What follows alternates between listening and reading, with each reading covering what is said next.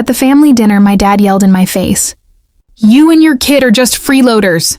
And I swear, in that moment, it felt like the air got punched out of my lungs. I could feel everyone at the table freeze, forks midair, eyes bouncing between me and him like they were watching a slow-motion car crash. My hands started shaking, not because I was scared, but because I was furious and humiliated all at once. And the worst part? My little boy was right there. He heard everything. He saw my face. He saw his grandfather pointing at him like he was some burden. Tell me honestly, was I wrong for what I did next? Would you have handled it differently? Let me back up, because none of this started that night. This story goes years back, through choices I made, mistakes I owned, and responsibilities I've carried quietly, while my family pretended to be the victims. My name doesn't matter as much as what I went through. But I'm in my early 30s, a single mom, and the kind of person who doesn't like asking anyone for anything. I had my son when I was 24. His dad bailed before our baby was even born. Promised me he'd be better when he was ready, and then just disappeared like smoke. I worked 2 jobs, saved what I could, and bounced between tiny apartments that barely had enough space for us to breathe. Eventually, rent shot up so high I couldn't do it anymore.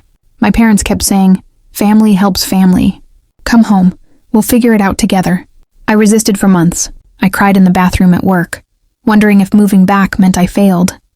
But finally, when my lease ended and my savings were drained, I packed up what little we had and moved back to the house I grew up in. At first it wasn't bad. My mom was over the moon to have her grandson around. She'd make breakfast for him and sit with him while he watched cartoons, laughing at everything he said like he was a comedian. My dad, though, has always been complicated. He's old school. The kind of guy who thinks being a man means never showing emotion, never asking for help, and definitely never admitting he could be wrong. He didn't say much when we moved in, just nodded, carried a few boxes, and went back outside like he needed air after being near us too long. I tried to make myself as small as I could. I got a job at a local office, worked 9 to 5, then did food delivery at night when my mom could watch my son. I bought groceries, cleaned, paid part of the utilities, and gave them what I could every paycheck. Maybe it wasn't as much as they thought it should be, but it was literally everything extra I had. The whispers started a couple months later. I'd hear my dad talking to my mom in the kitchen after they thought I was asleep. She's almost 30 and still under my roof. We raised our kids. Why are we raising hers too? Sometimes he'd lower his voice and all I'd hear was the heavy sigh afterward. The kind that felt like disappointment. My mom would defend me, telling him I was working hard, doing my best, that my situation wasn't my fault. But my dad has this stubborn rock inside him that you cannot move, and every conversation chipped away at whatever gratitude he had left. Meanwhile, I was exhausted. I'd come home from work, help my son with homework, cook, bathe him, put him to bed, then go back out for deliveries. I'd drag myself in around midnight, feet throbbing, smelling like French fries and rain, and I'd still pick up toys from the floor so nobody tripped in the morning. I thought, okay, maybe this is temporary. Maybe if I just keep going, save more, I can get us our own place again. I never complained, because complaining felt like proof that I didn't deserve help. I was careful, respectful, grateful. At least I tried to be. Then dinners became tense. My dad would make little comments, always disguised as jokes. Must be nice not paying a mortgage. House must feel crowded with all these extra people. I'd laugh awkwardly, trying to brush it off. My mom would shoot him a warning look. My son, innocent as ever, would just talk about school or superheroes like nothing was wrong. But under the table, my stomach would twist into knots. I started dreading sitting down at that table. The night everything exploded, my mom had made this big family dinner. Chicken, mashed potatoes, salad, warm bread. The kind of meal she only made when she wanted everyone together. My brother and his wife came too. They both have good jobs, new house, no kids yet. And they love to act like they wrote some manual on how to be an adult. We all sat down, and at first it was almost normal. We talked about work, the weather, my brother's newest vacation plans. My son was proud because he got a gold star sticker at school, and he kept telling everyone about it. Then my brother, out of nowhere, said something like, "So, how much longer are you planning on staying here?" He tried to say it casually, but his tone had that edge. I froze with my fork halfway to my mouth. I swallowed and said, "I'm saving as much as I can. Hopefully not too much longer." My dad snorted like he didn't believe a word I said. He put his fork down, leaned back and said, "You've been saying that for months." My chest tightened. I said gently, "Dad, I'm trying. Rent isn't cheap. Daycare isn't cheap. Everything is expensive. He slammed his hand on the table, plates rattled, and my son jumped. We're all dealing with life, he said. You're not special. You think because you had a kid we owe you? We already raised our kids. I felt heat flood my face. I wanted to cry but forced myself not to. I never said you owed me, I said quietly. I pay what I can. I help around the house. I'm not trying to take advantage. That's when he leaned forward, eyes narrowed, finger stabbing the air in my direction. You and your kid are just freeloaders, he barked. The word echoed in my ears. Freeloaders. He said it like we were parasites. Like my son, his grandson, was some leech sucking the life out of him. My mom gasped. My brother looked down suddenly, like he didn't want to be part of the explosion he helped start. My sister-in-law took a sip of water and pretended she was invisible. And my son, he just stared at his plate, shoulders sinking. I felt something inside me crack. Years of exhaustion, guilt, shame I never should have felt, all boiling over at once. I stood up slowly. My hands were trembling so hard I had to grip the back of my chair. I said as calmly as I could, "Don't ever talk about my child like that." My dad rolled his eyes. "Truth hurts," he muttered. My voice rose without me wanting it to. Truth? The truth is I work more hours than anyone here. The truth is I pay what I can. And I've never once complained or acted entitled. The truth is you invited me back. You told me family helps family. And now you humiliate me in front of everyone? My eyes burned. My son looked up at me with wide, confused eyes. I knew if I cried he would too. Before I get to what I did next, let me ask you. Imagine standing in front of the man who raised you, who you thought loved you unconditionally, and hearing him call your child a burden. Imagine swallowing your pride for months just to survive, only to have it spit in your face like that. So that's the situation I was in, and I had to make a choice. Before I tell you what happened next, I want you to pause for a second and comment below what you would have done in my shoes. Would you stay quiet to keep the peace or finally explode the way I did? Okay. I took a deep breath. My heart was pounding like it was trying to punch through my ribs. I said, "We're leaving." My dad scoffed. "Where are you going? You can't even afford rent." That's the part that hurt the most.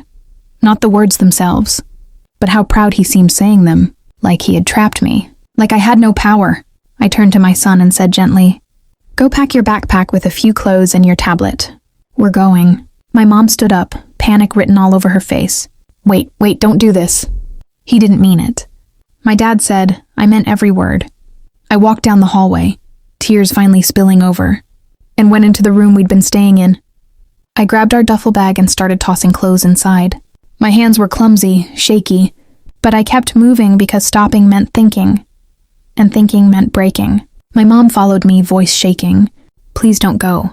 He's just stressed. Things have been tight." I turned to her and said, "Things are tight for me too, but I don't talk to people I love like that." She put her hand on my cheek and whispered, "You're not a freeloader." I know that, and I believed her. But it wasn't enough to stay. I came back to the dining room with my bag over my shoulder. My son stood by the door, clutching his backpack. He looked so small. My dad didn't even look remorseful. He said, "You'll be back. The world is harsher than you think." I stared at him, really. Looked at him and realized something. He wasn't the hero I'd built in my head as a kid. He was just a man with pride so heavy it crushed everything around him. I said, "Maybe. But I'd rather struggle than let my son grow up thinking he's unwanted." And then we walked out. We spent the first night in a cheap, questionable motel. The kind with flickering lights and thin blankets that smelled like bleach. My son curled up next to me, quiet, and then whispered, "Grandpa doesn't like me?" My heart shattered all over again. I wrapped my arms around him and said, "He loves you. He just said something very wrong. None of this is your fault." I said it out loud for him, but also for myself, because I needed to hear it too.